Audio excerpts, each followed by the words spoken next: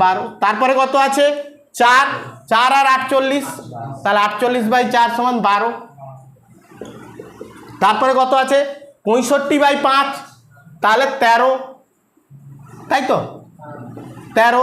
তারপরে কত আছে 84/6, 84/6 মানে 14। দেখো এইখানে কিন্তু একটা দারুণ জিনিস এসছে, কি বলতো, এভিসিটা প্রথমে দেখো কম ছিল, 20 পরে 15 হয়েছে, 15 পর 12 হয়েছে, এই 12 এইখানের পরে কিন্তু আর কমেনি। তারপরে দেখো 13, 14 এর পরে যা আছে 12। তাহলে এভিসি স্টাইলটা কেমন না, এভিসি প্রথমের দিকে কমতে থাকে এবং কমতে কমতে একটা জায়গায় সর্বনিম্ন হয়, তারপর কিন্তু আবার বাড়তে থাকে। এই জন্য এটাকে দেখতে কীরকম না, কিছুটা ইউ আকৃতির মতো, কিছুটা ইউ আকৃতির। এইবার দেখো আমি এফসি পেয়ে গেছি, এভিসি পেয়ে গেছি, এসি পাবো কি পাবো না, কি করে পাবো, এই দুজনকে যোগ করে দেবো। তাহলে এসি সমান আমরা কি জানি, এভিসি প্লাস এফসি, হ্যাঁ কি না, এই দুটোকে যোগ করলে, তাহলে দেখো তুমি যোগ করো, প্রথমে কত ছিল, একের জন্য 120 আর এখানে কত 20, তাহলে 140, তারপরে এ 60, এ 15, 75, দেখো কমে গেছে। এসি কিন্তু আমরা যখন টিসি দেখছিলাম সে কিন্তু বাড়ছিল, প্রথমে বেড়ে একটু কমে আবার বেড়ে যাচ্ছিল। এখানে কিন্তু প্রথম থেকেই তার ভোট ব্যাংক হারাতে শুরু করেছে, মানে ভোটের রেজাল্ট যখন বেরোয় কি হয়, অনেক দল পরপর পিছিয়ে যায় না, এ সেই প্রথম থেকে পেছাতে শুরু করেছে। কীরকম 140, 75, তারপরে দেখো কি 40 আর 12, এই দুটো প্রথমে এই দুটো করেছিলে, তাহলে 40, 12 যোগ করলে কত হবে 4 1 5 52, দেখো 75-এর পর 52 আবার কমেছে। আবার দেখো 30 আর 12 যোগ করেছে তো, তারপরে দেখো 24 আর 13 যোগ করেছো 37, দেখো এইখানে এসে 42-এর পর 37-এ কমে গেছে। তারপরে দেখো 20 আর 14 34, তারপরে কত দেখবে এরপরে আবার একটা জায়গার পর থেকে বাড়তে শুরু করবে। দেখো 30 12 42 করেছো, প্রত্যেকটা সোজাসুজি যা যা আছে করেছো, হ্যাঁ কি না। তাহলে দেখো এসি রেখাটাও কীরকম, প্রথমের দিকে কম ছিল, কমতে কমতে একটা জায়গায় সর্বনিম্ন হবে, তারপর আবার বাড়তে থাকবে। এই কয়েকটাকে যদি আমি আবার বিশ্লেষণ করি, দেখবে একটা জায়গায় সর্বনিম্ন হওয়ার পর আবার বাড়ছে। তাহলে দেখো দুজনের ছবিটা কিছুটা একই রকম, এভিসি আর এসি। কি এইবার আমরা ছবিতে যাব, তাহলে এফসি রেখা এঁকেছি, এরপরে আমি যে রেখাটা আঁকবো কি এ ভিসি রেখা, সে কীরকম স্টাইল দেখিয়েছে, প্রথম থেকে কমেছিল, এইখানে এসে কি হয়েছে, এইখানে এসে কি হয়েছে সর্বনিম্ন হয়েছে, কোন রেখাটা সর্বনিম্ন হয়েছে, এভিসি। তাহলে ছবিটা কেমন হবে, দেখো উল্টানো বাটির মতো, কিছুটা উল্টানো বাটির মতো।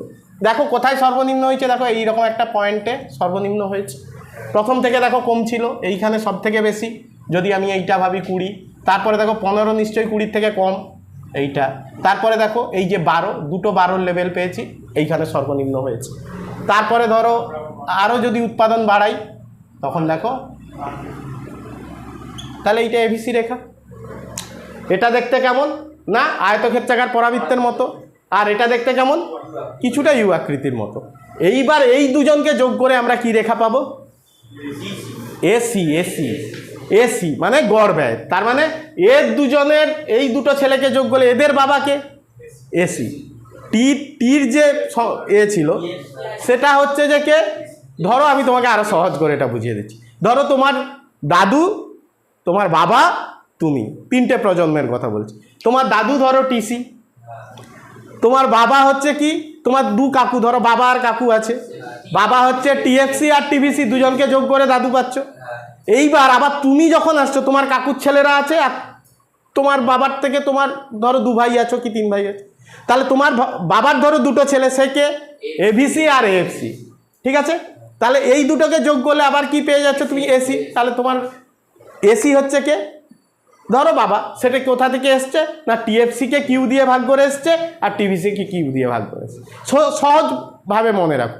তাহলে আমাকে শুরু করতে হবে এই সূত্র, টিসি থেকে টিএফসি প্লাস টিভিসি করতে হবে, সেখান থেকে এসিতে যদি আমাকে আসতে বলে তাহলে টিসি বাই কিউ করতে হবে, টিএফসি বাই কিউ করতে হবে, টিভিসি বাই কিউ করতে হবে। তাহলে এই ভাগ করার পরে যেমনভাবে অঙ্কটা নামবে বা যেমনভাবে তার সংখ্যাগুলো যে বৈশিষ্ট্য দেখাবে, সেই অনুসারেই আমরা ছবিটা আঁকতে পারবো। এবং সেই ছবিটা দেখো এএফসি রেখা এঁকেছি, সেটা আয়তক্ষেত্রাকার পরাবৃত্তের মতো দেখতে।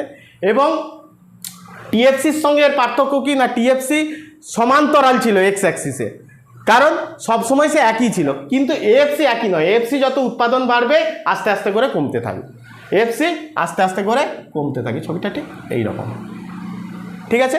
তাহলে এই জন্য আয়তক্ষেত্রাকার পরাবৃত্তের মতো দেখতে। আর এভিসিকে দেখতে কীরকম না, সে প্রথম যখন উৎপাদন শুরু হয়েছিল তার ব্যয়টা বেশি ছিল, আস্তে আস্তে করে ব্যয় সর্বনিম্ন হয়েছে, আরও যদি উৎপাদন বাড়ে তখন ব্যয় আবার বাড়তে থাকবে। ক্লিয়ার? এইবার এই দুটোকে যোগ করলে আমরা যে রেখাটা পাবো সেটা হবে এসি রেখা। সেটা কেমন ছবি এঁকে দেখাচ্ছি, ছক মুছে দিচ্ছি। ছক বোঝা গেছে? এসি রেখাটা তাহলে এই দু ভাইকে নিয়ে আসতে হবে। কীরকম? এই রেখাটার নাম কি? এএফসি।